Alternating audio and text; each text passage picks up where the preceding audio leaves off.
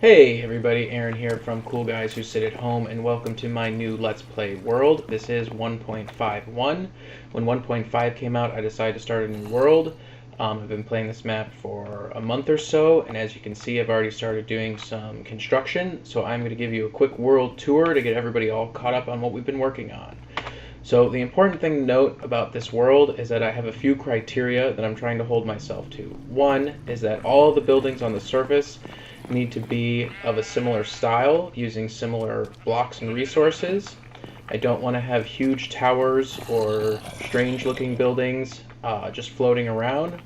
All of my contraptions and farms and devices are held underground, and even underground we do not want a whole abundance of redstone. So as you can see in my little front area, I've been doing some testing.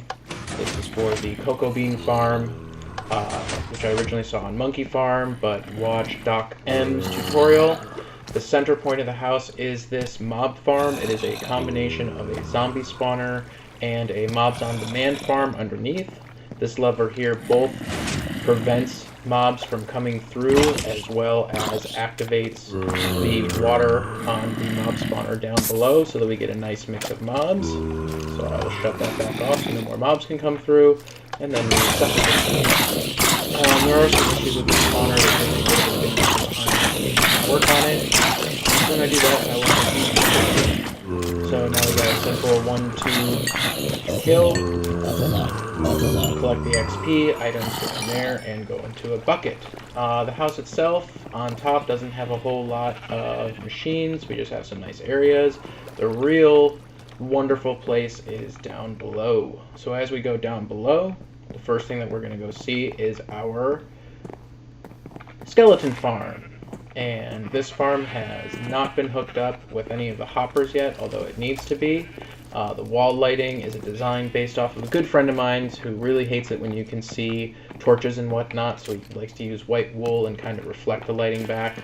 Took it one step further and added this nice pattern to it. I really like that room. But the heart of this entire world is, of course, the treasure room. The treasure room is centrally located in this underground area. So to the left and right and moving forward is going to be all of our machines and contraptions, and they are going to send their items to this sorting and storage facility. This still has a lot of work to be done. In fact, I haven't even started using this for my items. I just got this room designed, and it still has a lot of work to be done. So as you can see, we don't even have like a proper exit. Oh no. But the other rule of this world is that redstone needs to be hidden. So for all of my machines, they should be simple, they should be clean, and all the redstone should not be obvious. This is a fully automated sugarcane farm. It operates off of a bud switch, which has one piece of sugarcane going underneath it, and then it uses water to wash all of the sugarcane down into a hopper collection, and this will obviously eventually drop into the master chamber, which we have not done yet. But as you can see, we go underground, and we are going to find all of our redstone. Oh, I blocked it off from here. Okay, a little bit of a lie. I will take you to a room where you can see the redstone. This is a cactus farm, requires no redstone. Have some nice collection going on here. And this is our cow breeder and killer, which does have a whole bunch of redstone. So if we go underground, we can start seeing our tracks. Come down here, we can see our redstone. So here we have a 20-minute timer, which I am going to do a tutorial on. I didn't invent it. From what I know, the person that I got it from did invent it. However, his tutorial is a little bit hard to follow, so I was going to make a simplified version, simplified tutorial for everybody to see. How this works is this is filled with items. It moves to the top, and it takes 20 minutes for the items to flow all the way back down, which gives you a pulse and allows you to turn things on and off. Here we have a nice upward conveyor for items using upside down droppers, and all of this stuff is nicely hidden underground. So the way it works is the baby cows will come down here. Oh, there we have a nice live cow. I push the 20-minute timer. In 20 minutes it dispenses lava and kills the grown-up cows, and then drops the items up here in this nice little box. Ooh, look, cooked steak. We have a few more other contraptions and inventions going on in here. Eventually these hallways will all be filled with wonderful, wonderful, easy living contraptions. Here is our automated cooking. So we have these nice little boxes. We put our fuel in here. We put our nether rack in here. And we get our nether brick out there. I have one for glass, food, smooth stone, gold, iron, and once again, all of the redstone is conveniently housed underground. And this allows me to have a lot of flexibility. I can try out new patterns. I can, be a little bit bigger with the redstone. I don't have to worry about it being compact. It's just a lot easier to keep everything underground, especially from a cleaner look.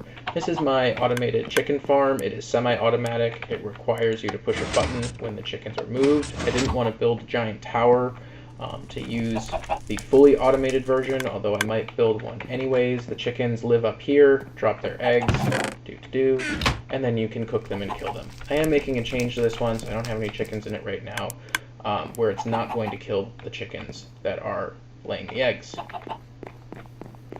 And lastly, we have our wonderful semi-automatic normal farm. So this has 3 levels, 2 pads each. Throw the lever, water rushes down, knocking down all your product, which goes into those bins, and then an item elevator brings them up into this box, and then of course you can go and replant everything. That's thus the semi-automatic,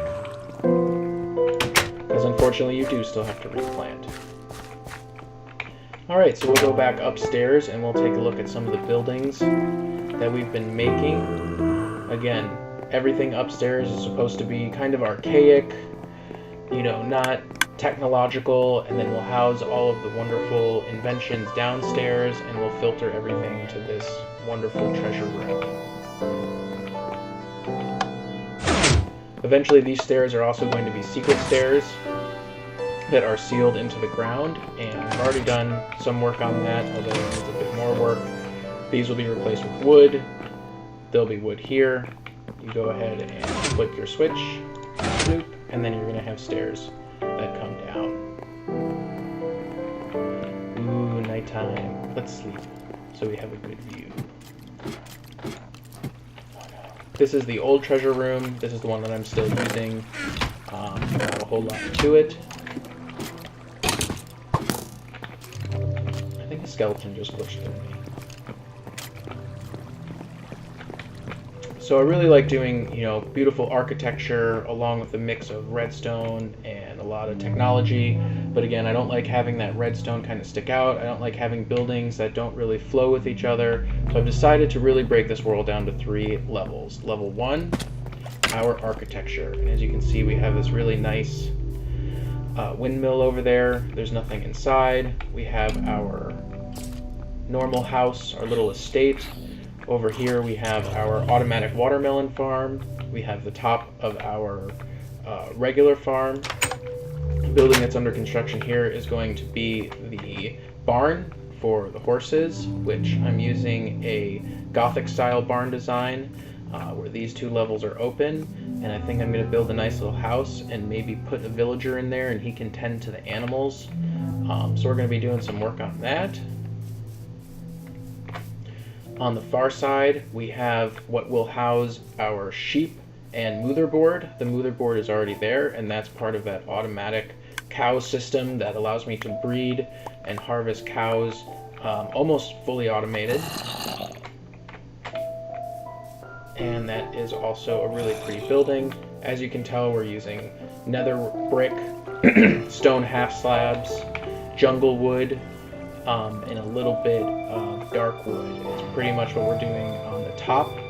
The downstairs level is sandstone and netherrack, and then below that, in the basement where the redstone is just whatever's there. I'm not too worried about it. So we have this nice building going on. In here is the motherboard, which we've been protecting from creepers and the like. So this is a really cool design. I learned it from Doc M. I don't think that he was the creator of it, but it's really awesome. It's a total pain in the tuchus. Getting these cows in position and keeping them there took forever. Building it is actually not too bad. It's just building the same sort of pattern over and over again, hooking it up, getting the redstone right, which is not that complicated, but getting the cows into all of these mine carts and keeping them there, not a whole lot of fun, to be honest. It was a lot of work. Definitely could have bred a lot more cows instead of working on that, but now that it's done, I think it's pretty cool. These are my emergency cows for when some of these inevitably glitch out or die or get stuck. I learned my lesson, and I just decided to keep a couple cows out here. Alright, so that is the introduction to my Let's Play world. As you can see, we have a nice little village right there. We also have a sand castle over, and we have a huge cave system underground, as it seems to be with 1.5. The cave systems are just, oh my goodness, for single player they are a bit crazy. So we have a lot of work to do. We have a lot of projects coming up. Our current project will be finishing the barn for the release of the horses, which I'm super excited about. I have downloaded the snapshot and started playing with the horses. Right now I'm not running a snapshot, but we're going to be doing a nice snapshot overview. But yeah, this is going to be the next project that we're working on. So until next time, this is Aaron from Cool Guys Who Sit at Home.